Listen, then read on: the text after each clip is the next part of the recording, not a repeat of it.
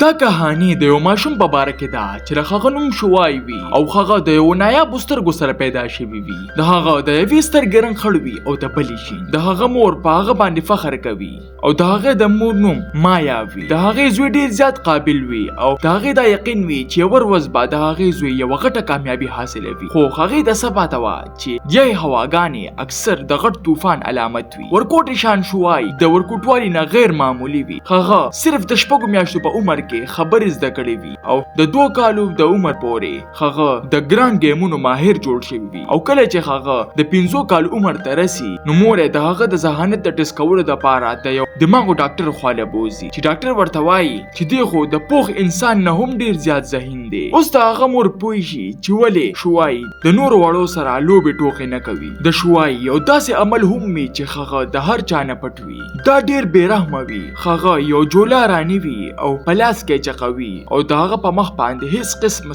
تاثرات نه ښکاریږي. د دینه دا پته ولګي چې د ورکوټوالي نه هغه یو بیرحمه ماشوم وي. او کله چې هغه د 8 کال عمر ته ورسي نو د هغه د خوراک سکاک طریقه اچانک بدل شي. هغه په هر څه کې د حد نه زیات د مرچکي استعمال شروع کی او په کور کې چې بکله یوازې و نو د هغه حرکتونه به بیا نور هم ډیر زیات عجیب وو. یو ورځ هغه د خپلې د تر لور سره پر پټوانې لګولې وي. هغه ورته یو داسې جال جوړ کی چې هغه راغورځيږي او ډیره سخت زخم کیږي. بیا چې د هغه مور د هغه نه د دې باره کې تپوس کوي نو شوای د خپل معصومیت استعمال کوي او په جړا کې ورته وایي چې ما ته نشي یاد چې ما څه کړی دي. او مور هم د په معصومیت باندې دوکه شي او وی خیر دا هم ماشوم دی. د شپې په دوران کې کله چې دوی ټول اودوي د دوی سپې د شوای کمرې ته په عجیبه طریقې سره ګوري او غوپیږي. او کله چې مور د سپې په سر راپاسي نو هغه د شوای کمرې ته ورځي.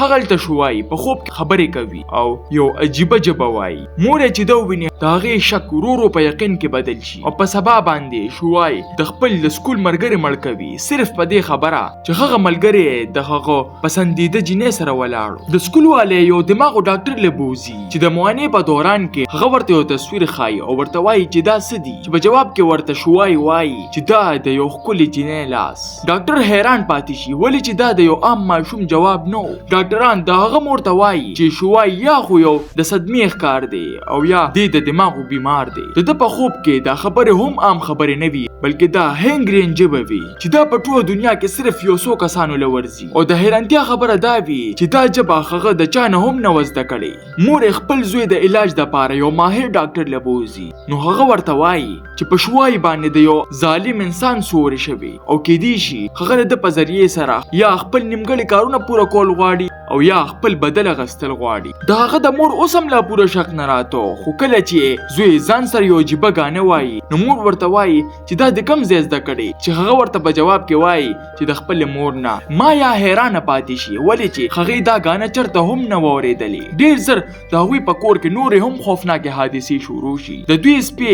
اچانک غیبیږي او کله چې دوی ګوري لګیاوي نو شوای ورته په معصومتیا سره وایي چې هغه واپس راتلو واله نه دی. هر سال رونکي لمرګ پکار دی لکه تاسو لم. دا هر څه چې د هغه مور او پلار ووري کې خغوي د کمرې د تالاشې د غستو فیصله کوي. او د تالاشې په دوران کې هغوی ته د کمرې نه یو خفیه کیمره ملاویږي چې کم هغه د خپل کور والا باندې د نظر ساتلو د پاره لګولې وي. هغوی حیران پاتې شي چې خیر ولې د دوی زوی د کیمره لګولې. سر ورځې بعد د مور په تهانه کې د وینې قطرې ویني او دا د یو ډبي خوا کې وي. او څنګه چې مور دغه ډبي کولا وخی نو دننه د دوی دغه سپې په وینو کې رنگ بنګ مړ پروت وي. د دې په جواب کې شوامي په جړه کې ورته وایي چې دا ما نه دی مړ کړی او په دې کې زما هیڅ قصور نشته. خو اوس د هغه د مور شک په یقین کې بدل شوی چې دا ټول هم د کارونه دي. اخر کار هغوی خپل زوی د یو قابل او مشهور ساينسدان خواله د بوتلو فیصله کوي. دغه ساينسدان د ډیر په غور سره معاینه کوي چې د څه په دوران کې د هغه رویه مکمل بدل شي او هغه دوی ټول له دمکی ورکوي کچې تاسو زما د راز تفاش کولو کوشش وکړو نو زه به تاسو ژوندۍ تباہ او برباد کم. د شپې په دوران کې مایا په خپل کمپیوټر کې لګیاوي چې مخ ته یو قاتل راځي. هغه حیرانه پاتې شي چې د شوای سترګې مکمل د دغه قاتل پشان وي چې هغه نوم ایډورډ وي. هغه د خپل وخت یو بیرحمه قاتل و. هغه به د خزونه خپې او لاسونه کټ کول کول او بیا به هغه سره لوبې کولې. یو ورځ خزا د درځې نه راتختی او ډایرکټ پولیس لورځي چې پولیس یې گرفتاروي او انجام ته رسوي. او څنګه چې د ایډورډ مور ته دا پته ولګي چې په د باندې د یو خطرناک قاتل سوري دی، نو هغه د یو نفسیاتو هسپتال کې د داخلولو فیصله کوي ولې چې نور خلک د نقصان نه بچ کړي شي. په لار کې خپل پلار دی روان کړی وي. په دې دوران کې د پلار په چاړه باندې وخی چې څه په نتیجه کې پلار گاډي اون سره جنگوي او په دې حادثه کې پلار ډیر زیات زخمی کیږي او په هسپتال کې داخلي.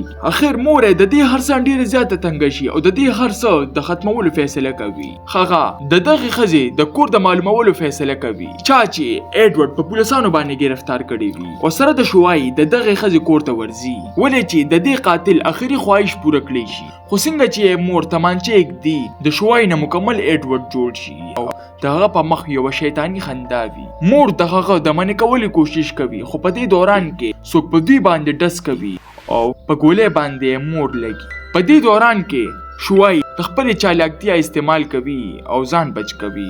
خو اوس دغه نه مکمل ایډورډ جوړ شوی او یو څو ورځې بعد یو خاندان د شوای په پاللو فیصله کوي ولې چې په دې دنیا باندې اوس دغه څوک هم نه پاتې او بیا دې په شیشه کې شیطانی خندا سره د ایډورډ په شکل کې بدلیږي او دې سره دا کہانی پای ته رسي. د دې نه پس ایډورډ څه کول غواړي او څه به مخکې کیږي د دې لپاره موږ د پارت 2 انتظار کوو. تاسو دا کہانی څنګه ولګیدا ما ته خپل قیمتي رائے په کمنټ کې ضرور راکړئ. ملاویږو په نوې ویډیو سره. مال راکې اجازت. بای بای.